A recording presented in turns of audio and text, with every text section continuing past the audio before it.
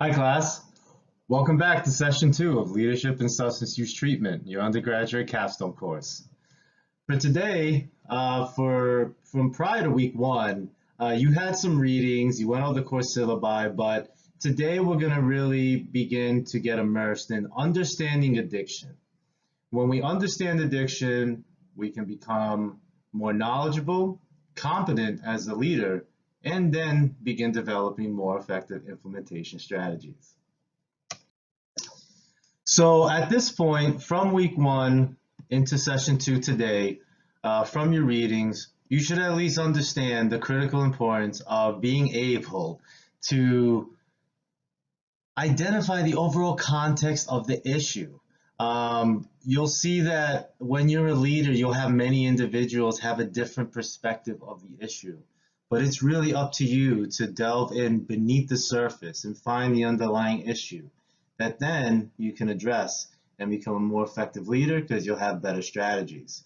And that really is, through your readings, and the point for session 2 is understanding addiction is going to become your competency through knowledge. When you have that understanding of addiction, you're then going to become more an effective decision maker. You're going to, by identifying key issues, and then you're going to develop more feasible strategies.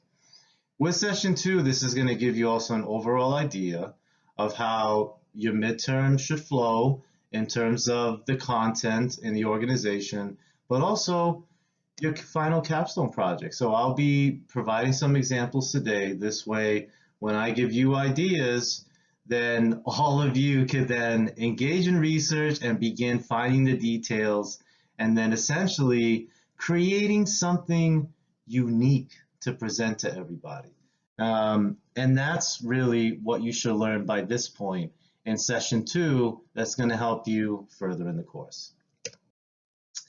So with that, let's start with defining addiction. As we can see here, from even if it's ASAM, Merriam-Webster, our textbook alone, defining addiction is rather difficult throughout research, but it is very helpful to, let's say, if we're going to address, let's say, more severe cases of substance use, and we need to then use the ASAM criteria for admissions in certain programs, then we may need to see what ASAM says about how they define addiction. And as you can see, they have a more medical, physiological approach that you may find more beneficial when determining the eligibility criteria. If you have a different program or you have a different set of clients, maybe the definition from the textbook may be more helpful. It is a compulsive need and inability to stop use. So with that, maybe we don't need to have more medical or physiological based intervention methods. Maybe we need more cognitive for less severe cases. Either way, defining the addiction is very important. And the way you understand that is going to be through research, and you will see that in essence, addiction is a disease just like diabetes or anything else. And why does addiction matter? And that's the goal really for you as a student in this course, is to really dive in, why does this matter? Well, as we can see with some of these statistics here, we do have, let's say, Pew Research having higher death rates among Black men that have tripled in 5 years, from 2015 to 2020. Or maybe we have those individuals that are actually having fatalities from antidepressants. Now, many don't know this, but this is something that should be looked into. And also as well, when it comes to those with mental health disorders, well, if you can see, those with bipolar disorder are a little more likely to develop alcohol and drug use. And as we can see, sometimes the substance use can become the cause of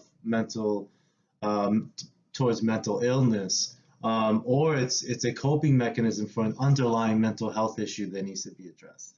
So as we can see, addiction matters in every sector of society, because when you go through research, you're going to find that this addiction does not discriminate whatsoever for any socioeconomic status in society. It really does affect everyone. And you or maybe the student next to you has someone close to them that they do know who is struggling with this. So why does it matter is because it affects a lot of lives, and it's up to us to become innovative and find new strategies of how to address these startling statistics. And one of the biggest ones is we're spending 600 billion a year in funds towards efforts in substance use. And one of the most affected areas are the legal system and healthcare. So for instance, you have some of those who are incarcerated that shouldn't be. If they have a drug problem, why be in prison? Why not receive treatment if they have, let's say, they haven't had a very long criminal record?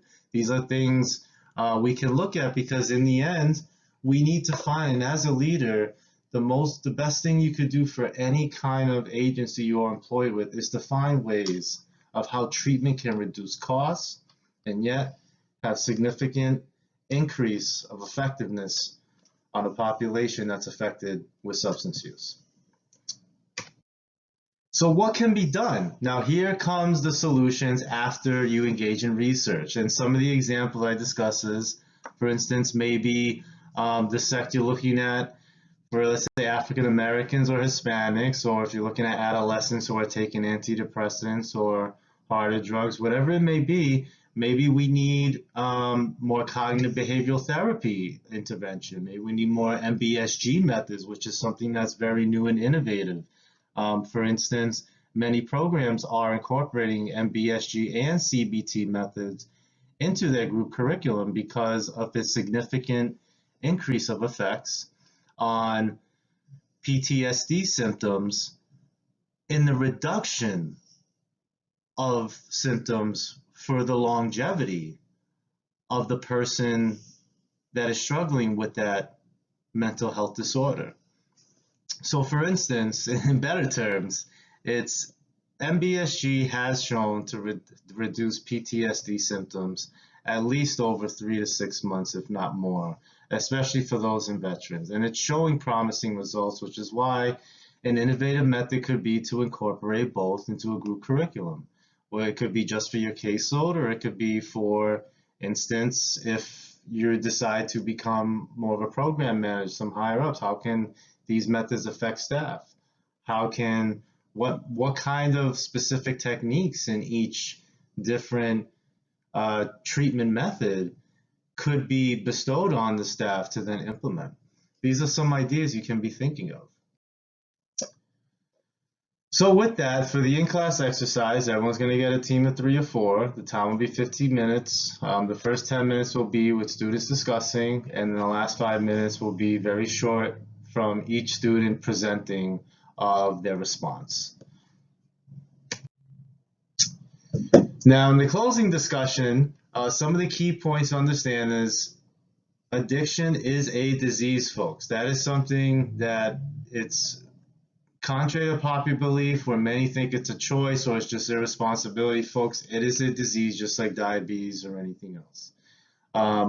So with that, we need to engage in better addiction research opportunities. As you can see from some of these statistics, there are a lot of different areas and demographics in society of those who are being affected. And as you can see, even with defining addiction can also create visionary conflicts in relapse prevention techniques.